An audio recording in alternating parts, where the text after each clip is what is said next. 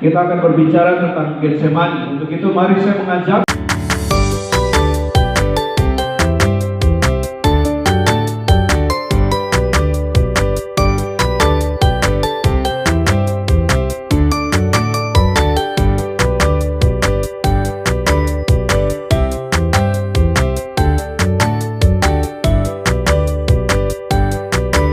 berbicara tentang Getsemani. Untuk itu mari saya mengajak rekan-rekan muda kita membuka kitab kita bersama-sama di Matius pada pasal ke-26, ayatnya yang ke-36 sampai dengan ayatnya yang ke-46.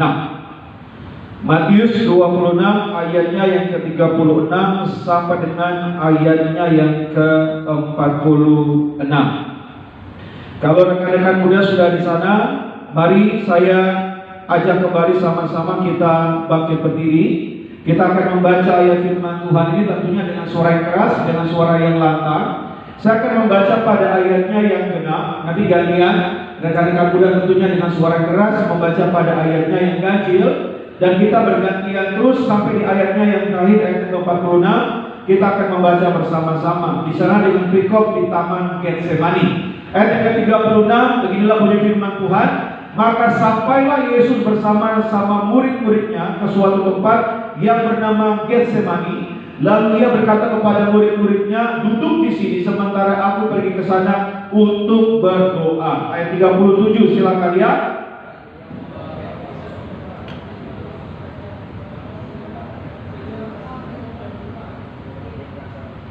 Ayat 38, lalu katanya kepada mereka, hatiku sangat sedih seperti mau mati rasanya. Tinggallah di sini dan berjaga-jagalah dengan aku. Ayat 39, silakan ya.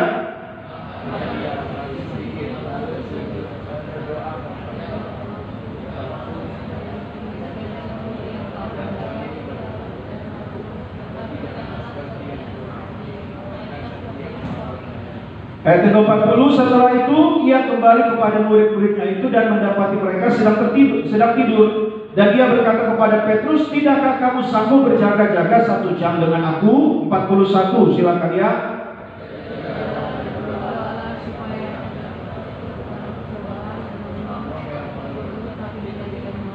Ayat 42, lalu ia pergi untuk kedua kalinya dan berdoa katanya, ya Bapakku, jikalau cawan ini tidak mungkin lalu kecuali apabila aku meminumnya, jadilah kehendakmu. 43, saudara ya.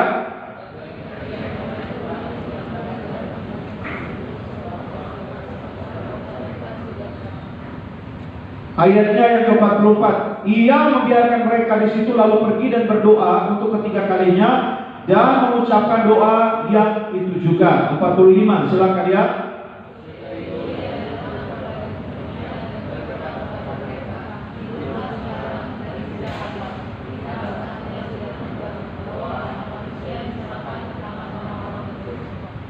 Ayat 46 bersama-sama 3-2 ya. Bangunlah, marilah kita pergi. Dia yang menyerahkan aku sudah dekat. Sama-sama katakan amin. Silakan duduk kembali rekan-rekan muda sekalian. Puji Tuhan, diberkatilah setiap kita yang merenungkan firman Tuhan siang dan malam. Tentunya juga setiap kita menjadi pelaku-pelaku firman Tuhan. Ketika kita membaca kisah tentang Getsemani, teman-teman bisa menemukan bahwa Taman Getsemani itu adalah tempat di mana kita melihat Yesus di dalam kondisinya yang paling manusiawi. Dalam kemanusiaannya, bagaimana Yesus mendapatkan namanya tekanan, kesedihan, bahkan pergumulan yang mendalam. Tetapi di tengah-tengah semuanya itu kita melihat bahwa bagaimana Tuhan Yesus menunjukkan keteladanannya di dalam berdoa, bagaimana dia tunduk kepada kehendak Bapa dan dia bersiap untuk apa? Menanggung salib. Di Taman Getsemani kita melihat Yesus di dalam kemanusiaan, dia sebagai Tuhan, tetapi di sanalah menunjukkan sisi kemanusiaan. Nah, mari kita lihat bersama-sama apa yang firman Tuhan mau sampaikan bagi saudara dan saya yang menjadi tema khotbah saya pada sore hari ini, yaitu tempat jatuh tersungkur atau tempat bangkit kembali. Apa temanya saudara? Tempat jatuh tersungkur atau tempat bangkit kembali. Kita lihat kembali pada ayatnya yang ke-38 di Matius 26 tadi. Ayat yang ke-38 dikatakan demikian. Lalu katanya kepada mereka, hatiku sangat apa saudara? Sedih seperti mau mati rasanya. Tinggallah di sini dan berjaga-jaga dengan siapa? Dengan aku. Ini perkataan siapa saudara? Yesus. Saudara bayangkan Yesus yang berkata demikian, hatiku sangat sedih seperti mau mati rasanya. Jadi bisa dibilang bahwa Getsemani itu merupakan apa? Tempat tekanan yang paling berat. Tahukah saudara bahwa arti Getsemani itu artinya demikian, tempat pemerasan minyak, tempat di mana yang namanya buah zaitun itu, saudara, itu diperas habis-habisan di sana. Bagaimana buah zaitun yang tadinya dari istilahnya berbentuk buah, tetapi dia peras sampai habis-habisan, sampai saudara, keluar minyaknya. Nah, inilah yang terjadi ketika Yesus berada di Taman Getsemani. Apa yang terjadi, saudara? Dia mengalami sebuah tekanan yang luar biasa, sampai Yesus berkata apa? Seperti mau mati rasanya. Jadi kalau saya mau tanyakan bagi setiap kita anak-anak muda hari-hari, kita melihat bagaimana situasi sekarang kan semakin sulit, semakin berat. Apalagi kita lihat situasi perekonomian secara global. Kita lihat kemarin bagaimana Amerika dan juga China, negara-negara lainnya, mereka semua perang tarif. Orang mulai memprediksi, saudara, perdagangan mungkin dunia secara global akan semakin sulit. Apalagi saudara, mungkin permintaan produksi di pabrik akan berkurang, akan terjadi PHK, orang mulai takut. Saya sempat membaca berita, saudara, ada yang bertanya, kira-kira apakah akan terjadi krisis seperti tahun-tahun yang lalu yang pernah kita lewati. Ada orang yang berkata bahwa pakar ekonomi bilang bahwa sekarang sih mungkin belum kelihatan, tetapi kalau melihat mungkin apa yang terjadi secara global, bisa jadi mengarah ke sana. Orang mulai ketakutan. Nah, mungkin itu juga yang membuat kehidupan setiap kita, apalagi anak-anak muda yang sekarang, mungkin kita baru selesai kuliah, yang sedang mencari pekerjaan, tetapi sampai sekarang itu kita belum dapat pekerjaan juga. Dan itu menjadi apa? Tekanan dalam kehidupan kita. Itu menjadi apa? Getsemani dalam kehidupan kita. Mungkin tidak hanya berbicara tentang lapangan pekerjaan atau mungkin masa depan, tetapi bagaimana tentang mungkin harapan dari orang tua, ekspektasi dari orang tua yang mungkin memiliki harapan yang besar bagi kita. Dan sampai sekarang kita belum bisa memenuhi itu. Atau mungkin yang menjadi tekanan dalam apa? Dalam identitas diri. Mungkin kita di sekolah, mungkin kita di kampus, di tempat kita bekerja, kita mungkin dibully, kita mungkin direndahkan dan lain-lain. Dan hidup kita itu seperti tadi Yesus bilang, seperti mau mati rasanya. Saya yakin bahwa kehidupan kita hari-hari setiap pribadi pasti memiliki Getsemani dalam kehidupan. Di mana hari ini ketika kita menghadapi itu, di dalam hati kita berpikir seperti mau mati rasanya. Rasa-rasanya pengen mati saja, Pak Pendeta. Waktu baptisan yang terakhir, ada seorang anak muda, dia di kolam baptisan, dia hampiri saya, dia bilang ini, Pak Pendeta mau tanya, Pak. Saya tanya, kamu mau tanya apa? Dia bilang ini, Pak, kalau bunuh diri boleh nggak? Saya kaget. Kenapa sampai dia berpikir demikian? Saya mungkin dalam hati mungkin apa beban yang begitu berat ya dia alami. Saya tanya, kenapa sampai kamu berpikir demikian? Dia bilang, Pak, saya di keluarga saya ditolak. Di tempat saya bekerja, saya dibully. Teman-teman saya menolak saya. Rasanya, ya mungkin seperti yang Yesus bilang, seperti mau mati rasanya. Mungkin hari-hari kita sudah mengalami hal demikian. Pengen mati rasanya. Kalau teman-teman sore hari saudara dalam situasi seperti itu, Getsemani yang kau hadapi dan yang membuat engkau merasa bahwa seperti mau mati rasanya. Ingat, Yesus juga merasakan. Yesus juga pernah mengalami itu. Apa yang menjadi Getsemani yang kau hadapi hari-hari, yang membuat engkau merasa seperti mau mati rasanya? Bawakan itu di dalam doamu. Kalau kau hadapi masalah itu membuat engkau sepertinya mau putus asa. Itu membuat engkau sepertinya kehilangan harapan. Sekali lagi saya katakan bahwa Yesus pun pernah ada di titik itu. Yesus sendiri berkata apa? Seperti mau mati rasa. Seperti mau mati rasa. Kita lihat ayat yang ke-39. Kita baca sama-sama ayat yang ke-39. Dikatakan demikian. Maka ia maju sedikit, lalu sujud dan berdoa, katanya apa? Ya Bapakku, jikalau sekiranya mungkin, biarlah cawan ini lalu daripadaku. Tetapi janganlah seperti yang ku kehendaki, melainkan seperti yang apa saudara engkau kehendaki. Yesus berkata demikian, saudara. Biarlah cawan ini lalu daripadaku. Di dalam kemanusiaannya ada satu keinginan supaya cawan itu berlalu daripada dia, supaya dia tidak menanggung cawan itu, supaya dia tidak menanggung penderitaan itu. Ingat, tidak hanya dia dalam kemanusiaannya, dia juga sebagai Tuhan, dan dia tahu rasa sakit seperti apa yang akan dia tanggung beberapa jam ke depan. Makanya Yesus berkata apa saudara? Biarlah cawan ini lalu daripada. Tetapi Yesus bilang apa saudara? Janganlah seperti yang kau kehendaki, melainkan seperti yang kau kehendaki. Ya tadi saya katakan di awal bahwa dalam kehidupan kita masing-masing mungkin ada Getsemani kita hadap yang rasa-rasanya kita berkata, Pak, Kak, sepertinya mau mati rasanya. Bahkan tadi Yesus berkata apa? Biarlah cawan ini berlalu daripadaku. Tetapi Yesus bilang sekali lagi, bukanlah kehendakku tetapi kehendakmu saja yang jadi. Artinya apa saudara? Yesus mengajarkan bahwa dia tidak menyembunyikan pergumulannya. Yesus bagaimana dia merasakan takut, dia merasakan beban yang luar biasa, tetapi dia jujur dan terbuka. Dan dia tidak berhenti di sana dalam keterbukaannya, dalam kejujurannya. Dia punya beban yang begitu berat, tetapi dia berkata demikian bahwa bukanlah kehendaknya saja yang jadi, tetapi kehendak Tuhan saja yang jadi. Jadi pelajaran bagi setiap kita anak-anak muda, ingat, ketika kita jujur sama Tuhan itu bukanlah tanda kita lemah. Karena ketika kita jujur sama Tuhan, kita terbuka sama Tuhan, itu artinya saudara dan saya, itu sebagai langkah pertama untuk kita mendapatkan kekuatan. Amin. Jadi kalau hari ini saudara dan saya kita sedang menghadapi Getsemani itu yang membuat kita rasa seperti mau mati rasanya, mari datang di hadapan Tuhan terbuka, jujur. Kalau kau mau menangis silahkan terbuka jujur di hadapan Tuhan. Ingat itu bukan kelemahan, tetapi itu sebagai langkah pertama untuk mendapatkan kekuatan daripada Tuhan.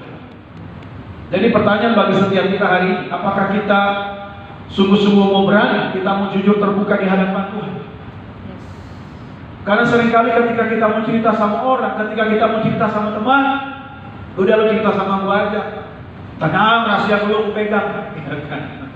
Tetapi tiba-tiba sebulan lagi, kenapa yang di tetangga sana udah tahu, udah jadi bahan omongan kemana-mana.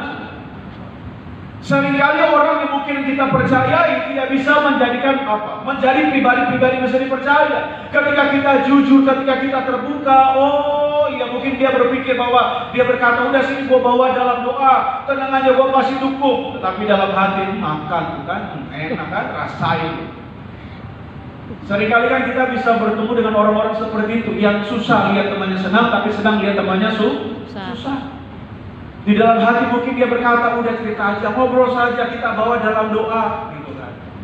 Ketemu temannya yang A, tadi si ini cerita masalahnya mau gua loh, tapi jangan cerita kayak lain lagi ya. Ini cukup kita bawa di dalam doa. Ketemu B, ketemu C lagi, tadi sini cerita masalahnya, pergumulannya, tapi please jangan cerita yang lain. Cukup kita berdua aja, bawa di dalam doa. Cerita ke B, C, sampai kemana, ke Z. Dengan apa saudara? Dengan kata kunci, jangan cerita yang lain, cukup kita saja yang tahu bahwa di dalam doa. Itu saya bilang, 1 bulan semua orang udah tahu.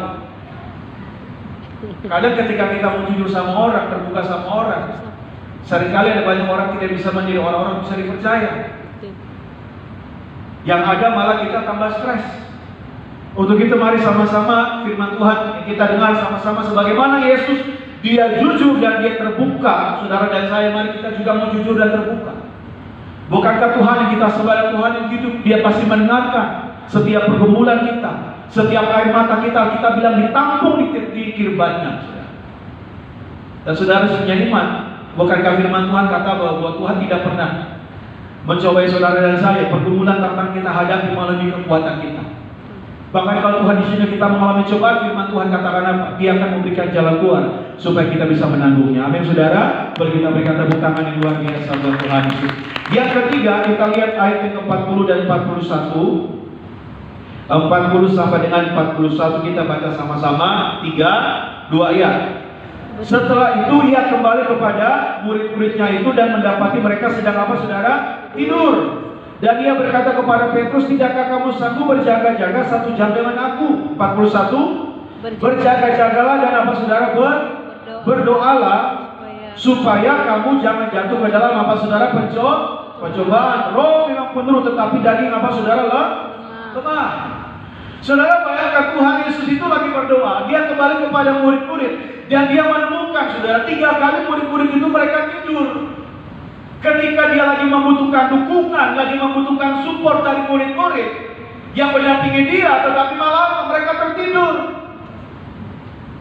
Kadang dalam kehidupan kita juga sama, saudara. Orang-orang yang tadinya paling kita andalkan, yang paling kita harapkan untuk menolong kita, membantu kita, ketika kita sedang dalam pergumulan, kita WhatsApp nggak pernah dibalas. Jangankan centang dua, centangnya aja nggak ada, saudara, udah di-blok. Kalau zaman dulu aja lagi sukses, lagi berhasil, ya kan saudara, gak ada hujan, gak ada, tiba-tiba shalom, apa kabar? Kapan ketemu lagi di Buana CP gak pernah kelihatan ya, ujung-ujungnya punya dulu 100 ya kan. Kalau lagi berhasil aja, kalau lagi sukses aja, dicari-cari. Tapi kalau lagi sedang terperosok aja, lagi sedang mungkin mengalami pergumulan, wah, yang tadinya orangnya cari-cari udah menghilang entah kemana. Kita cari, kita telepon gak diangkat, malah di-blok, di WhatsApp siapa lu gitu kan saudara. Nah itu yang terjadi. Kadang dalam kehidupan rohani kita ada orang-orang yang tidak mendukung, tidak support, bahkan tidak mengerti, bahkan mungkin bisa meninggalkan kita. Dan ini yang terjadi bagi Yesus. Sampai 3 kali bayangkan Yesus pertama kali datang lihat mereka lagi tidur. Yesus bilang kepada mereka, jangan tidur, berjaga-jaga. Dia pergi doa, balik lagi, tidur lagi. Dia kembali berdoa, kembali lagi, masih tidur lagi. Jadi mari sama-sama setiap kita anak-anak muda di tempat ini, memang ada momen di mana dalam kehidupan kita bahwa kita tuh harus kuat sendiri, tetapi kuat sendiri bareng sama Tuhan. Amin. Engkau tidak sendirian, karena kita punya Tuhan, dikatakan dia sebagai Allah yang Immanuel.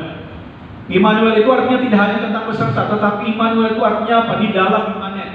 Kalau saya berjalan bersama dengan rekan saya tadi, pemimpin pujian Pak Omo Yosua, kalau saya jalan sama dia, saya berlari dari ketinggalan. Tapi kalau namanya imanen di dalam kita, dimanapun saudara berada, Tuhan Yesus selalu ada bersama-sama kita. Amin saudara. Ketika kita melewati lembah yang kelam sekalipun, jalan-jalan yang terjal sekalipun, Tuhan tidak pernah tinggalkan kita. Ketika orang-orang mengabaikan, orang-orang tinggalkan kita, saudara, tetapi ada satu pribadi yang tidak pernah tinggalkan saudara dan saya, namanya Tuhan Yesus. Amin. Amin. Jadi pertanyaan bagi setiap kita sore hari ini, siapa yang paling kita andalkan ketika orang-orang sekitar kita tidak bisa kita andalkan? Hanya satu pribadi, yaitu Tuhan Yesus. Itu yang ketiga. Yang keempat, kita baca ayat 46. Kita baca sama-sama ayat 46. Kita baca 3, 2 ya. Bangunlah, marilah kita apa saudara pergi. Dia yang menyerahkan aku sudah apa saudara dekat. Jadi setelah Yesus berdoa 3 kali, dia berkata dengan mantap, ayo bangun, marilah kita pergi. Dia menyerahkan aku sudah apa saudara dekat. Jadi tempat di mana Yesus merasakan sebuah tekanan yang luar biasa, sampai Yesus menyatakan bahwa seperti mau mati rasanya. Ingat bahwa itu sebagai titik balik. Titik balik apa saudara? Sebelum salib dan kebangkitannya. Jadi kalau hari-hari ini teman-teman sedang berada di titik terendah dalam kehidupan kalian, seperti tadi Yesus berkata mau mati rasanya, dan itu yang sedang kalian rasakan hari ini, seperti mau mati rasanya. Saudara punya iman bahwa itu bukan akhir dari kehidupan kalian, tetapi itulah awal atau kemenangan Tuhan sediakan bagi setiap kita sebagai titik balik dalam kehidupan saudara dan saya. Saudara ingat Daud ketika dia bersembunyi di dalam gua Adulam. Dia tidak bersembunyi sendirian, saudara. Di sana dia bersembunyi dengan para penjahat-penjahat, orang-orang yang dicari, semua penjahat-penjahat, orang-orang ditolak, semuanya berlari ke gua Adulam. Dan gua Adulam itu sebagai titik terendah di dalam kehidupan seorang Raja Daud. Orang yang tadinya hidup di dalam kemenangan, dia mengalahkan musuh-musuh, tetapi dia bersembunyi sudah sebagai seorang penjahat. Ketika dia berada dalam gua Adulam, Daud dia tidak apa saudara, dia tidak patah semangat, dia tidak kecewa. Tetapi apa yang Daud berkata ketika dia ada di dalam gua Adulam, dia berkata demikian, hatiku siap ya Tuhan, hatiku siap. Sehingga gua Adulam itu menjadi titik balik dalam kehidupan Daud. Tempat terendah dari kehidupannya. Ketika dia keluar dari gua Adulam, Tuhan mengangkat dia menjadi seorang raja. Sama seperti Yesus tadi kita lihat sama-sama. Ketika Yesus berada di Taman Getsemani, menjadi titik terendah mungkin dalam kehidupan dia, dalam kemanusiaannya. Sampai seorang Yesus pun berkata, seperti mau mati rasanya. Tetapi ketika dia keluar langkah dari Getsemani, dia mati di atas kayu salib dan dia bangkit. Artinya titik terendah di dalam kehidupan saudara dan saya, Tuhan bisa ubahkan itu menjadi titik balik untuk mengubahkan saudara dan saya, untuk kita hidup dalam kemuliaan kepada kemuliaan yang lain. Amin saudara, kita berikan tepuk tangan yang luar biasa buat Tuhan Yesus. Kalian ingat baik bahwa Tuhan tidak pernah janji kita bebas dari namanya tekanan. Ada sebuah lagu berkata, tak pernah dia janji hari kan panas, tak pernah dia berjanji pasti ada hujan, tapi dia berjanji memberi kekuatan bila taufan datang meladamu. Jadi kita punya iman bahwa dalam setiap pergumulan hidup kita, Tuhan pasti memberikan kekuatan di dalam kehidupan saudara dan saya. Amin. Karena dia berjanji untuk apa? Untuk menemani, untuk menyertai setiap kita, menguatkan kita dari setiap tekanan kita hadapi, bahkan membawa saudara dan saya kita keluar menjadi pemenang di dalam kehidupan ini. Kita berikan tepuk tangan yang luar biasa buat Tuhan Yesus. Untuk itu hari ini saudara, sore hari kita belajar firman Tuhan, bagaimana Tuhan Yesus di Taman Getsemani mengajarkan saudara dan saya supaya apa? Supaya kita tulus di dalam berdoa. Sama-sama katakan tulus di dalam berdoa. Kesulitan kita hadapi hari ini membuat kita sedang berada di titik terendah dalam kehidupan kita, dan seperti mau mati rasanya. Saudara dan saya, mari kita datang hampiri Tuhan dengan ketulusan, jujur, terbuka di hadapan Tuhan. Karena apa? Ketika kita mengaku segala kelemahan kita di hadapan Tuhan, ketika kita jujur terbuka di hadapan Tuhan, sekali lagi, itu bukan kelemahan, tetapi itu adalah awal saudara dan saya itu kita mendapatkan kekuatan daripada Tuhan. Dan yang kedua itu apa? Kita harus teguh di dalam iman. Sama-sama bilang dulu, teguh di dalam iman. Amin. Apapun yang kita hadapi, orang-orang sekitar kita tinggalkan kita sekalipun, ingat, ada Tuhan Yesus yang tidak pernah tinggalkan saudara dan saya. Yang terakhir, yang ketiga itu apa? Kita harus taat meskipun berat. Sama-sama bilang taat meskipun berat. Karena ingat bahwa titik terendah dalam kehidupan kita, Tuhan sanggup mengubahkan itu menjadi titik balik di dalam kehidupanmu, untuk menyatakan kemenangan di dalam kehidupan saudara dan saya. Dan percaya bahwa rencana Tuhan itu lebih besar dari setiap rasa takut kita, dari setiap pergumulan kita, dari setiap sakit penyakit kita. Karena bersama Yesus kita akan keluar menjadi pemenang. Amin saudara. Kita berikan tepuk tangan yang luar biasa buat Tuhan Yesus. Mari saya ajak sama-sama kita bangkit berdiri. Saya simpulkan firman Tuhan pada malam hari ini. Di Getsemani, tempat jatuh bersyukur atau tempat untuk bangkit kembali. Yang pertama, bahwa Getsemani merupakan tempat tekanan paling berat. Getsemani artinya tempat pemerasan minyak, tempat di mana Yesus merasakan sebuah perasaan beban yang begitu berat, sampai Yesus katakan mau mati rasanya. Mungkin hari-hari ini saudara juga mengalami pergumulan yang sama, beban yang kita hadapi apapun itu seperti mau mati rasanya. Kalau saudara alami itu, ingat Yesus juga pernah mengalami. Yang kedua, Yesus tidak menyembunyikan pergumulannya. Saudara dan saya, mari sama-sama kita jujur terbuka di hadapan Tuhan. Yang ketiga, waktu orang lain tertidur, kamu harus tetap berjaga. Karena firman Tuhan mengatakan supaya kita berjaga-jaga dan berdoa, supaya kamu jangan jatuh ke dalam apa saudara? Pencobaan. Jadi teman-teman harus memiliki apa? Kehidupan doa. Karena doa itu sebagai senjata yang luar biasa. Bagi iblis nggak masalah. Kita pergi ibadah, kita datang ibadah, kita ngobrol kiri kanan. Tetapi yang jadi masalah buat iblis ketika saudara dan saya kita doa sama Tuhan. Kenapa? Doa itu menjadi senjata yang luar biasa. Ketika kita berdoa sama Tuhan, kita sedang menggunakan senjata yang luar biasa. Ketika kita berdoa sama Tuhan, kita sedang membatasi setiap pekerjaan iblis. Makanya saya dorong setiap kita, anak-anak muda di tempat ini, Tuhan Yesus saja mengajarkan, memberikan teladan. Dalam pergumulan beban yang begitu luar biasa, dia 3 kali sampai dia berdoa. Saudara dan saya, jangan sampai kita jauh-jauh datang ke Tuhan. Sekalipun orang-orang sekitar kita tinggalkan kita, saudara dan saya, kita tetap datang sama Tuhan. Amin. Yang keempat, ingat bahwa Getsemani bukanlah akhir, tetapi awal dari kemenangan. Beban kita hadapi hari, Tuhan sanggup mengubahkan itu menjadi berkat di dalam kehidupan kita. Selamat bermalam minggu, Tuhan Yesus memberkati. Kita berikan tepuk tangan yang luar biasa buat Tuhan Yesus. Hati kita di hadapan Tuhan. Menjelang Jumat Agung, kita akan memperingati kematian Tuhan Yesus. Dia turun ke dunia menjadi manusia untuk mati menebus setiap dosa dan pelanggaran. Menjelang kematian Tuhan Yesus, dia berdoa di Taman Getsemani. Di Taman Getsemani, tempat di mana kita melihat Yesus dalam kondisi paling manusianya, dalam tekanan, kesedihan, bahkan pergumulan yang mendalam. Tetapi di tengah-tengah semuanya itu, dia menunjukkan keteladanan dalam berdoa. Dia tunduk kepada kehendak Bapa dan dia bersiap untuk menanggung salib. Getsemani tempat di mana Yesus berdoa, artinya tempat pemerasan minyak. Tempat di mana minyak zaitun diperas habis-habisan untuk mengeluarkan minyak. Sama seperti Tuhan Yesus mengalami tekanan emosi yang luar biasa di sana. Bahkan Yesus sendiri berkata, hatiku sangat sedih seperti mau mati rasa. Mungkin hari-hari ini kita sebagai anak-anak muda, kita sedang mengalami Getsemani dalam kehidupan kita. Dalam setiap pergumulan kita hadapi, entah itu dalam keluarga, di dalam rumah tangga, di dalam pekerjaan, di dalam ekspektasi orang tua yang memiliki banyak tuntutan bagi kita anak-anak muda. Bahkan pergumulan iman kita, atau mungkin hubungan kita dengan kekasih kita, bahkan identitas diri kita hari-hari. Dan kita merasakan beban yang begitu luar biasa sampai kita mungkin berkata seperti Yesus berkata, hatiku sangat sedih seperti mau mati rasa. Apa yang menjadi Getsemani hari ini? Mari datang di hadapan Tuhan dan bawa itu. Dan bagaimana Yesus jujur soal rasa takut dan beban. Tetapi tidak berhenti di sana. Yesus berkata, janganlah seperti yang kau kehendaki, melainkan seperti yang kau kehendaki.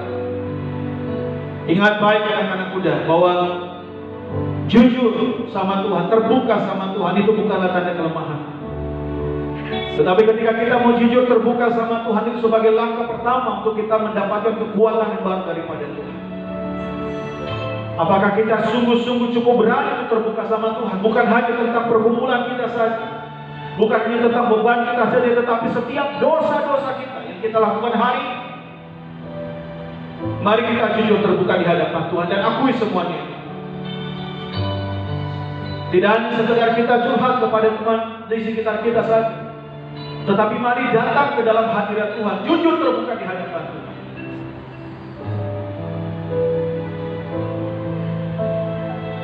Dan kita mencatat 3 kali Yesus menemukan bahwa murid-muridnya tidur saat dia paling butuh dukungan. Kadang dalam kehidupan kita juga sama. Ketika kita sedang mengalami beban yang luar biasa, teman-teman yang paling kita harapkan, teman-teman yang kita harapkan dukungan mereka, pertolongan mereka, tetapi mereka tidak mensupport, mereka mungkin tidak mengerti, bahkan mereka mungkin mengabaikan, bahkan mungkin mereka mendinai, mungkin mereka berkata, gak usah selalu dipikirin lah, santai aja lah, belum pasti bisa lah. Bahkan mungkin mereka meninggalkan kita. Ingat bahwa memang ada momen dalam kehidupan kita di mana memang kita harus kuat sendiri, tetapi kita bersama dengan Tuhan.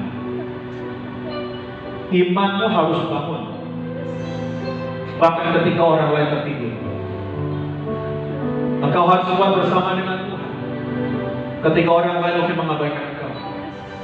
Engkau harus terus melangkah bersama dengan Tuhan ketika orang lain meninggalkan engkau. Pertanyaan kita hari ini, siapa paling kita andalkan ketika semua orang tidak bisa kita andalkan? Dan yang keempat, ingat baik bahwa Getsemani bukan titik akhir dari Yesus, tetapi itu menjadi titik balik sebelum salib dan kebangkitan. Artinya kadang titik rendah dalam kehidupan kita itu justru menjadi tempat Tuhan menguatkan kita untuk kita menang. Titik rendah dalam kehidupan kita supaya kita diajarkan, bukan dengan kekuatan, bukan dengan kepintaran, bukan dengan kehebatan, bukan dengan kebijaksanaan. Yang membutuhkan hanya Tuhan di dalam hidup. Karena tanpa Tuhan kita bukan apa-apa. Memang Tuhan tidak pernah menjanjikan kita hidup bebas dari masalah pergumulan, tapi Dia berjanji menyertai setiap kita sampai kepada kesudahan zaman. Bukan tentang berapa besar masalah kita hadapi, tetapi bersama siapa kita menghadapi. Kalau kita berjalan bersama dengan Tuhan Yesus, kita akan syarat untuk mengerjakan segala perkara. Untuk itu malam hari ini, saya dorong setiap anak-anakku, mari serahkan setiap Getsemani masing-masing datang kepada Tuhan. Bawa di hadapan. Sejenak naikkan doamu malam hari. Apa yang menjadi bebanmu? Apa yang menjadi pergumulanmu? Yang hari ini kau merasa sangat sedih, mau mati rasa. Apa yang menjadi bebanmu? Mari bawa di hadapan Tuhan. Doa di hadapan Tuhan. Jujur terbuka di hadapan Tuhan. Bawa di hadapan Tuhan. Mari naikkan doa di hadapan Tuhan. Sambil rekan-rekan singkat seperti Peter supaya menaikkan pujian ini. Ada setiap kita anak-anak muda, setiap jemaat Tuhan, naikkan doamu di hadapan Tuhan. Mari para worship.